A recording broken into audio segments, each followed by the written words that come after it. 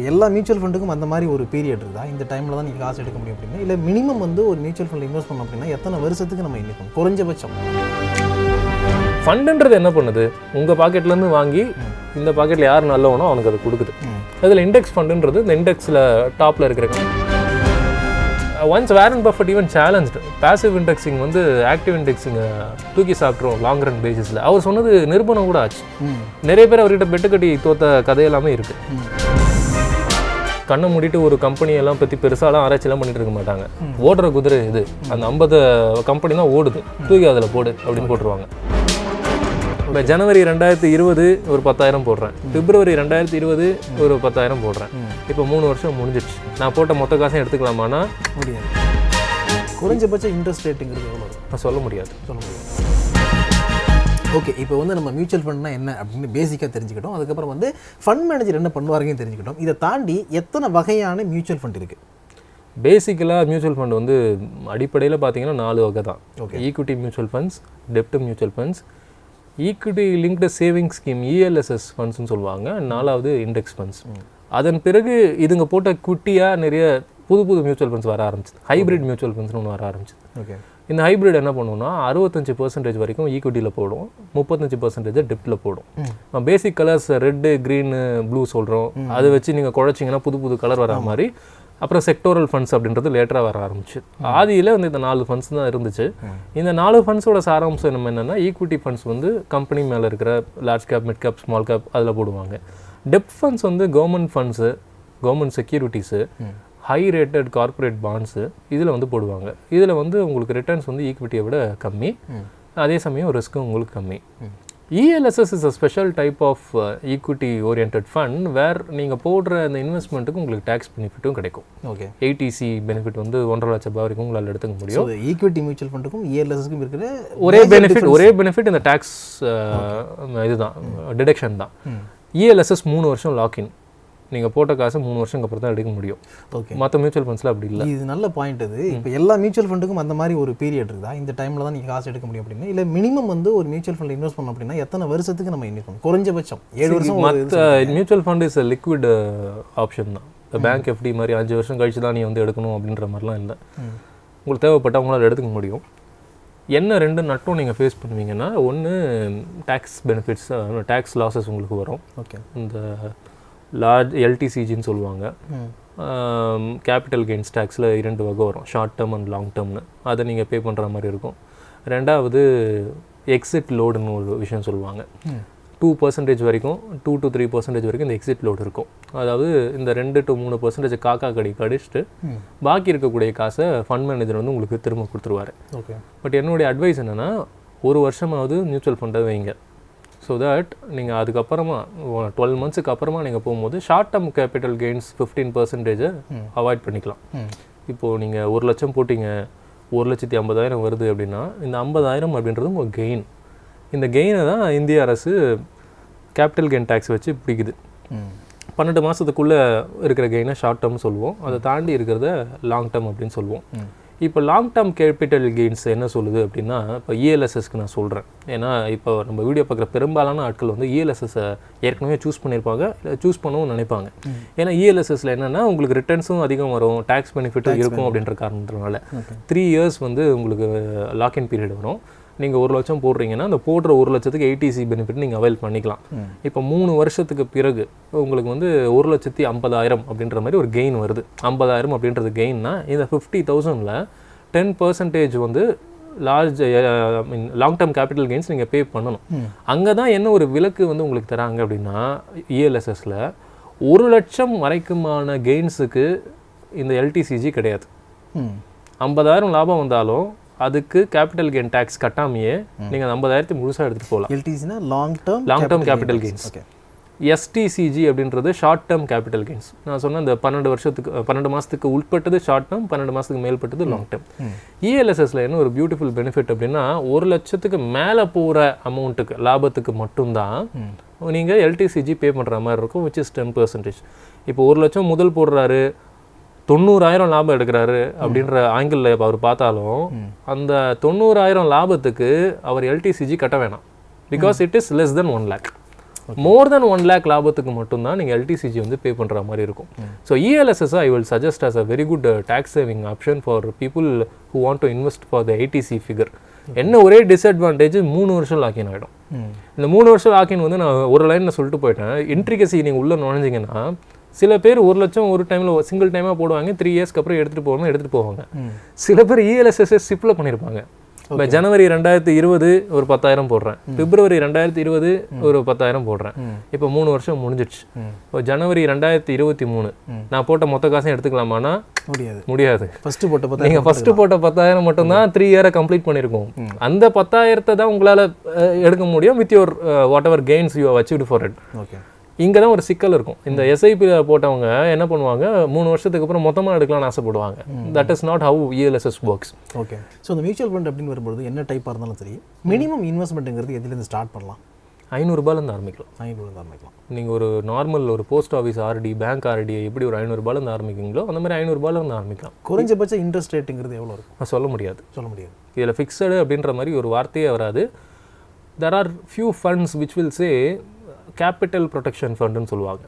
அதாவது பயப்படாமல் வா, லாபம் வந்தால் நல்லா லாபம் வரும், நஷ்டம் வந்தால் உன் கை காசு திரும்ப உனக்கு கிடச்சிரும். இந்த கேபிட்டல் ப்ரொடெக்ஷன் ஃபண்டுங்கிறது எந்த கேட்டகரியில் வருது? இட் இஸ் ஒரு திமேட்டிக் ஃபண்டுன்னு சொல்லுவாங்க. ஓகே. இப்போது நான் சொன்னது பேசிக் டைப்ஸ் தான். நான் சொன்னல பேசிக் டைப்ஸே பிற்காலத்தில் வகை வகையாக புதுசாக ஃபார்ம் ஆச்சு அப்படின்னு. அதில் இந்த கேபிட்டல் ப்ரொடெக்ஷன் ஃபண்டுன்றது ஈக்விட்டி எக்ஸ்போஷர் தான் இருக்கும். ஈக்விட்டி எக்ஸ்போஷர் இருக்க போய் தான் கேபிட்டல் ப்ரொடெக்ஷன்ற வார்த்தையை போட்டு உங்களை எடுக்கிறாங்க. டெப்ட்டுக்கு பெரும்பாலும் கேபிட்டல் ப்ரொடெக்ஷன் அட்வர்டைஸ்மெண்ட்லாம் தேவையில்லை. ஏன்னா டெப்டில் ரிஸ்க்கு கம்மி அப்படின்னு மக்கள் கேபிட்டல் ப்ரொடெக்ஷன்ற வார்த்தை இல்லைனா கூட போய் அங்கே போய் காசு போடுவாங்க. There are few equity funds which have this word call capital protection. அவங்க என்ன அஷூரன்ஸ் கொடுக்குறாங்கன்னா, நீங்கள் தாராளமாக நம்பி வாங்க, ஒரு லாக்இன் பீரியட் மாதிரி வச்சுருவாங்க, 4 வருஷம் வரைக்கும் போட்டுக்கிட்டே வாங்க, 4 வருஷத்துக்கு பிறகு உங்களுக்கு மினிமமாக அட்லீஸ்ட் போட்ட காசாவது கையில் கொடுத்துருவேன் அப்படின்ற ஒரு வாக்குறுதியை கொடுப்பாங்க. இதுவும் it is one of a mutual fund. நிறைய என்பிஎஃப்சிஸோடைய என்எஃப்ஓலலாம் நீங்கள் பார்க்கலாம். நான் பேங்கிங் ஃபினான்ஸ் கம்பெனிஸ் விடக்கூடிய நியூ ஃபண்ட் ஆஃபரிங்ஸ் எல்லாத்துலேயுமே வந்து இதை உங்களால் பார்க்க முடியும். ஓகே. மியூச்சுவல் ஃபண்ட் நிறைய டைப் இருக்குது, வகையாக நம்ம பார்த்துட்டு இருக்கும்போது எல்லாத்துலேயுமே என்ன சொல்கிறீங்க அப்படின்னா, எதுலேயுமே வந்து நம்ம ஒரு அஷ்யூர்டு ரிட்டர்ன் கிடைக்கும் அப்படிங்கிறத வந்து சொல்ல முடியாது, ப்ரெடிக்ட் பண்ண முடியாது அப்படிங்கிறீங்க. அப்படி இருக்கும்போது பார்க்குறதுக்கு ரொம்ப ரிஸ்க்காக தான் தெரியுது. ஸோ எந்த அளவுக்கு ரிஸ்க் இருக்கும், இருக்கிறதுலேயே ரொம்ப ரிஸ்க்கான மியூச்சுவல் ஃபண்ட் அப்படிங்கிறது எது?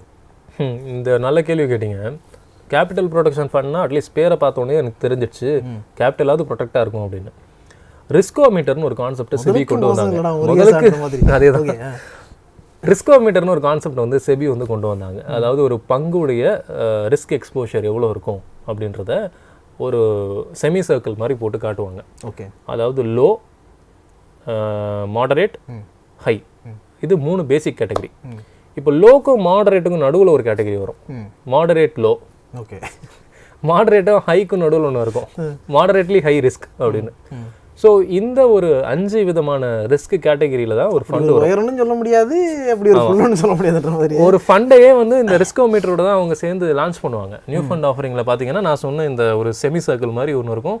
அந்த குச்சி எங்கே பாயிண்ட் பண்ணுதுன்றதை பார்க்க முடியும். அது ஹையில் இருக்கா, மாடரேட்டில் இருக்கா, மாடரேட் லோவில் இருக்கா அப்படின்னு. உங்களோட ரிஸ்க் அப்பிடேட்டுக்கு ஏற்ற மாதிரி நீங்கள் அந்த ஃபண்டை சூஸ் பண்ணிக்கலாம். ஓகே. இப்போ மாடரேட்லி ஹை ஃபண்ட் அப்படின்னா அங்கே ரிஸ்க் அதிகம், அதுக்கேற்ற மாதிரி ரிட்டர்ன்ஸும் உங்களுக்கு அதிகமாக வரும். ஸோ இது ரிஸ்க் அப்படின்னு சொல்கிறத விட நான் வயசுன்னு கூட நான் சொல்லலாம். ஒரு 20 வயசு பையனுக்கு ஒரு ரிஸ்க் எடுக்கிற அப்பிடேட் வந்து அதிகமாக இருக்கும்.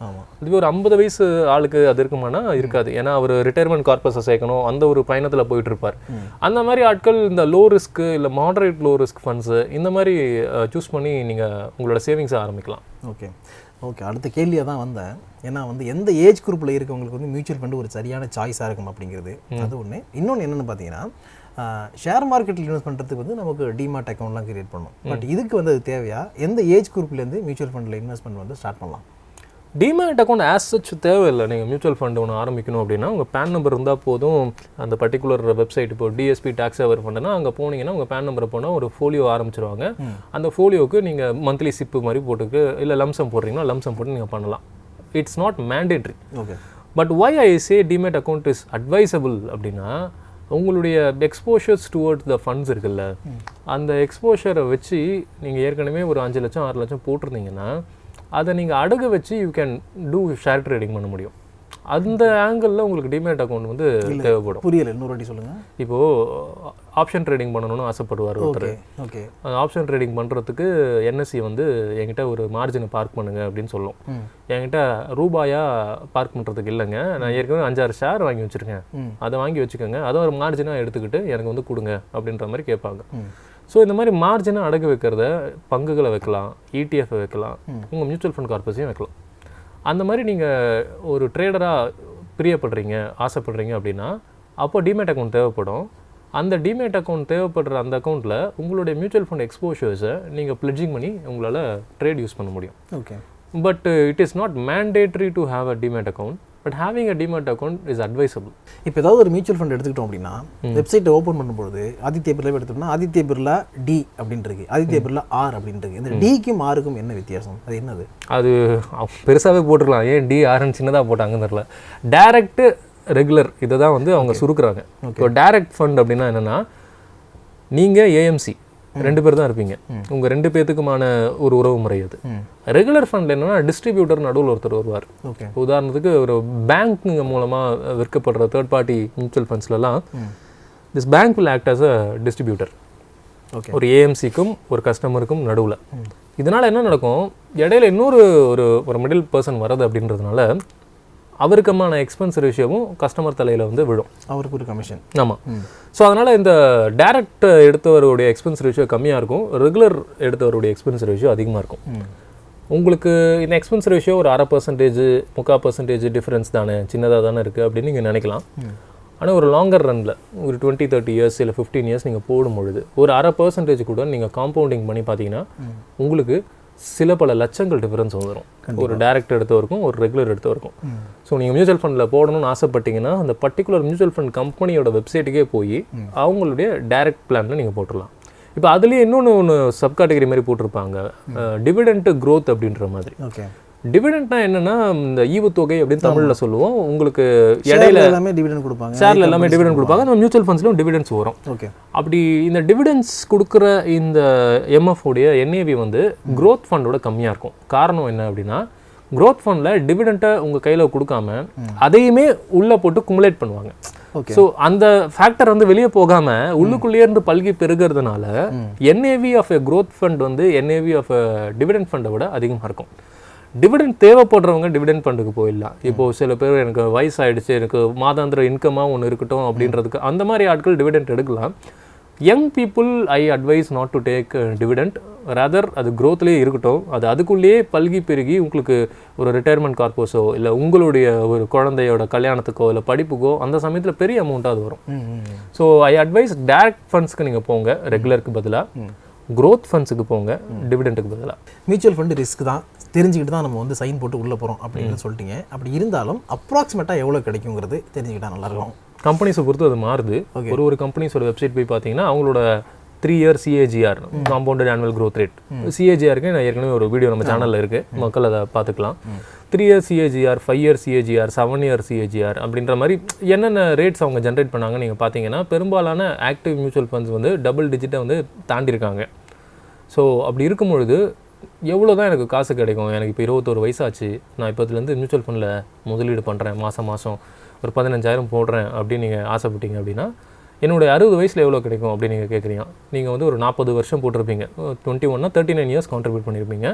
ஸோ உங்களுக்கு நீங்கள் மாதம் 15,000 ரூபாய் போடக்கூடிய ஒரு நபராக இருந்தால் 60 வயசில் இஃப் யூ அஸ்யூம் உங்களோட ஆனுவல் க்ரோத் ரேட் 10% வச்சுக்கிட்டிங்கன்னா கிட்டத்தட்ட 7.2 கோடி வந்து உங்களுக்கு ஒரு கார்பஸாக வந்து கிரியேட்டாக இருக்கும். ஓகே. ஸோ ரிட்டையர்மெண்ட் ஃபண்ட்ஸுக்கு ஒரு நல்ல வழியாக வந்து நீங்கள் மியூச்சுவல் ஃபண்டை எடுத்துக்கலாம், எஸ்பெஷலி இண்டெக்ஸ் ஃபண்ட் எடுத்துக்கலாம். ஓகே. ஸோ நிறைய பேருக்கு இந்த இண்டெக்ஸ் ஃபண்டு என்ன மியூச்சுவல் ஃபண்ட் என்ன இது ரெண்டும் வேறு அப்படின்னு கேட்டால் index fund is also a type of a mutual fund where the underlying asset is the companies இந்த இண்டெக்ஸ். இப்போ நிஃப்டி 50 இண்டெக்ஸ் ஃபண்டை நீங்கள் எடுத்துக்கிட்டிங்கன்னா நிஃப்டி 50ல் இருக்கக்கூடிய அந்த 50 கம்பெனிஸில் மட்டும்தான் உங்கள் காசு போய் விழும். ஆனால் இந்தியா மாதிரி ஒரு கண்ட்ரியில் என்னென்னா ஒரு சிக்கல், இந்த நிஃப்டி 50 இல்லை சென்செக்ஸ் ட்ராக் பண்ணுற இண்டெக்ஸ் ஃபண்ட்ஸு இது எதுவுமே இஎல்எஸ்எஸ்ல இல்லை. ஓகே. நான் ஆரம்பத்தில் சொன்னேன் இஎல்எஸ்எஸ் ஈக்விட்டி லிங்க்டு சேவிங்ஸ் ஸ்கீமில் ஏடிசி டேக்ஸ் பெனிஃபிட்லாம் இருக்கும் அப்படின்னு. அந்த ஏடிசி டேக்ஸ் பெனிஃபிட் கொடுக்குற அந்த இஎல்எஸ்எஸ் கம்பெனிஸ்குள்ளே நம்ம உள்ளே பூந்து நோண்டி பார்த்தா அப்படின்னா அதில் இண்டெக்ஸ் ஃபண்ட்ஸ் எதுவுமே இல்லை. 30க்கும் மேலே கம்பெனிஸ் வந்து இஎல்எஸ்எஸ் ஆஃபர் பண்ணுறாங்க. Of course they are actively managed funds தான். அது வந்து உங்களுக்கு நெகட்டிவாக போகும் அப்படின்ட்டுலாம் நான் ரொம்ப நெகட்டிவாக பேச விரும்பல. பட் இண்டெக்ஸ் ஃபண்ட்ஸுக்கும் ஒரு டேக்ஸ் பெனிஃபிட் கொண்டு வந்தாங்க அப்படின்னா வரக்கூடிய ஜென்ரேஷனுக்கு இந்த ஈக்விட்டி எக்ஸ்போஷரை கொஞ்சம் பயம் இல்லாமல் போகலாம். பயத்தோடு வந்தாலும் அட்லீஸ்ட் வருமான வரி சலுகையாவது கிடைக்குதே அப்படின்ற அந்த ஒரு ஆங்கிளுக்காவது people will move towards the market more. Okay, சரி. இப்போ நம்ம இண்டெக்ஸ் ஃபண்டுக்கு வருவோம். ஸோ மியூச்சுவல் ஃபண்டும் இண்டெக்ஸ் ஃபண்ட் வந்து ஆல்மோஸ்ட் சேம் தான். பட் வந்து கொஞ்சம் ஸ்லைட்லாம் டிஃப்ரெண்ட் இருக்குது அப்படின்னு சொன்னீங்க. இப்படி இருக்கும்போது மேஜராக இருக்கிற டிஃப்ரெண்ட் என்ன? சரி, இது வந்து ஒரு ஜெனரிக் கிளாஸோடைய ஒரு சப் கிளாஸ் மாதிரி வேணால் நான் சொல்லலாம். இப்போது தமிழ் நடிகர்கள் அப்படின்னு ஒரு கிளாஸ் எடுத்துக்கிட்டிங்கன்னா ஆக்ஷன் ஹீரோஸ்ன்றது அதில் ஒரு தனிப்பட்ட ஒரு கிளாஸ் தான்.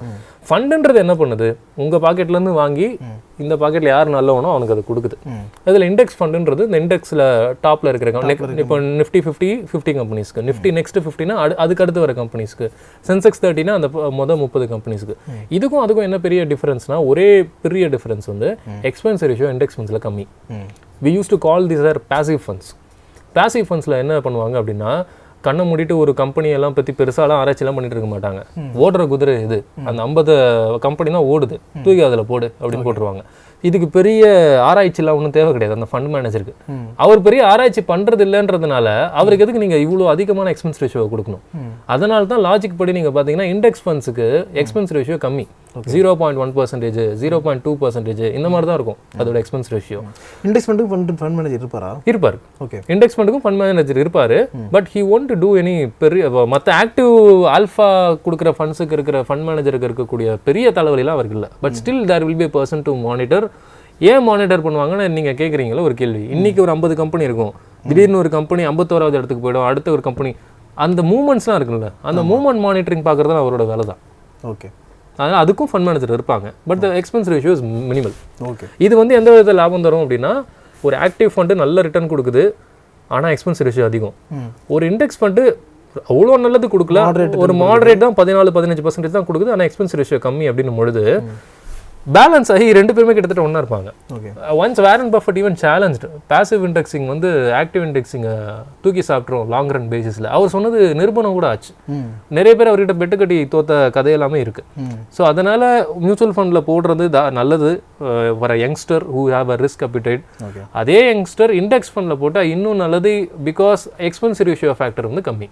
ஓகே, நீங்கள் ஃபினான்ஸ் ஃபீல்டில் வந்து ஒரு 10 வருஷத்துக்கு மேலே இருக்கிறதுனால எடுத்து இந்த கேள்வி கேட்குறேன். இப்போ நிறைய ஹிஸ்ட்ரி நீங்கள் பார்த்துருப்பீங்க, நிறைய ஸ்டோரிஸ் வந்து நீங்கள் கேள்விப்பட்டிருப்பீங்க, படிச்சிருப்பீங்க. அதாவது மேக்ஸிமம் ரிட்டர்ன் கொடுத்த மியூச்சுவல் ஃபண்ட், அதாவது இந்த அளவுக்கு வரைக்கும் ரிட்டர்ன் கொடுத்துருக்கு மியூச்சுவல் ஃபண்ட், அதே நேரத்தில் இந்த அளவுக்கு லாஸும் கொடுத்துருக்கு அப்படின்னு அந்த ரெண்டு எக்ஸ்ட்ரீம் சொல்லுங்களேன்.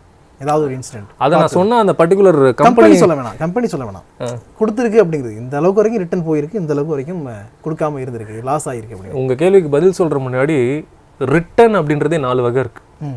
இது நீங்கள் சொன்ன too much of maths class எடுக்கிற மாதிரி இருக்கும். பட் ட்ரெயிலிங் ரிட்டர்ன் சொல்லுவோம். ட்ரெயிலிங் ரிட்டர்ன் அப்படின்னா என்னென்னா, இன்றைக்கி இந்த வீடியோ நம்ம ரெக்கார்ட் பண்ணுறோம், இப்போ 7 ஜனவரி 2022, 3 இயர் ட்ரெயிலிங் ரிட்டர்ன் அப்படின்னா 7 ஜனவரி 2019 இன்றைய தேதி வரைக்கும் எவ்வளோ ரிட்டர்ன் கொடுத்துருக்கு அப்படின்றத பார்க்கணும். சிஏஜிஆர் அப்படின்னா வருடம் எவ்வளோ கொடுத்துருக்கு அப்படின்றத பார்ப்போம். எக்ஸ்ஐஆர்னா நீங்கள் மாதம் கட்டுற முதலீட்டுக்கு எவ்வளோ கொடுக்குறேன் அப்படின்னு பார்ப்போம். ஸோ இந்த மாதிரி பார்க்கும்பொழுது 125% ரிட்டர்ன் கொடுத்த கம்பெனிஸும் நான் பார்த்துருக்கேன். ஓகே, உங்கள் முதலீடு டபுள் ஆகிடும். இப்போ சில டைரக்ட் ஈக்விட்டிஸே கூட அதை கொடுத்துச்சு, ஐஆர்சிடிசி கொடுத்துச்சு, பஜாஜ் ஃபினான்ஸ் கொடுத்துச்சு. 125% வரைக்கும் நான் பார்த்துருக்கேன் இன் மை எக்ஸ்பீரியன்ஸ். அதை விட அதிகமாக கொடுத்த கம்பெனிஸும் இருக்கலாம். நெகட்டிவ் 19-20 கொடுத்த கம்பெனிஸும் நான் பார்த்துருக்கேன். இது பேர் மினிமம் நான் சொல்ல வரல, நான் பார்த்ததில் பேர் மினிமம் -19-20 கொடுத்த கம்பெனிஸும் நான் பார்த்துருக்கேன். ஓகே ஓகே, என்னென்னா புவர் ஃபண்ட் மேனேஜ்மெண்ட், ரிஸ்கோமீட்டரில் வெரி ஹை இருந்திருக்கும். இதெல்லாம் தான் உங்களுடைய ஃபேக்டர்ஸ். நம்ம என்ன பண்ணலாம்னா, இப்போது ஜென்ரலாக மியூச்சுவல் ஃபண்ட்ஸை பற்றி பேசிட்டோம். ஒரு நல்ல மியூச்சுவல் ஃபண்டை எப்படி தேர்ந்தெடுக்கிறது அப்படின்றத பற்றி வேணால் இன்னொரு செஷன் நம்ம வச்சுக்கலாம். ஒரு 7-8 டெக்னிக்கல் மேட்டர்ஸ் நம்ம பேசுவோம். சரி, இவ்வளோ நேரம் வந்து மியூச்சுவல் ஃபண்டாக என்ன அப்படிங்கிறது நிறைய டீட்டெயிலாக பார்த்தோம், பல விஷயங்கள் சொன்னீங்க. ஸோ நெக்ஸ்ட்டு வந்து மியூச்சுவல் ஃபண்டை யார் சூஸ் பண்ணலாம், அவங்களுடைய போர்ட்ஃபோலியோவில் மியூச்சுவல் ஃபண்டுக்கான இடம்ங்கிறது எப்படி இருக்கணும், அண்ட் வந்து மியூச்சுவல் ஃபண்டை வந்து சூஸ் பண்ணுறதுக்கு முன்னாடி நீங்கள் கவனிக்க வேண்டிய பல விஷயங்கள் என்னங்கிறதுக்கு நம்ம டீட்டெயிலாக பேசுவோம்.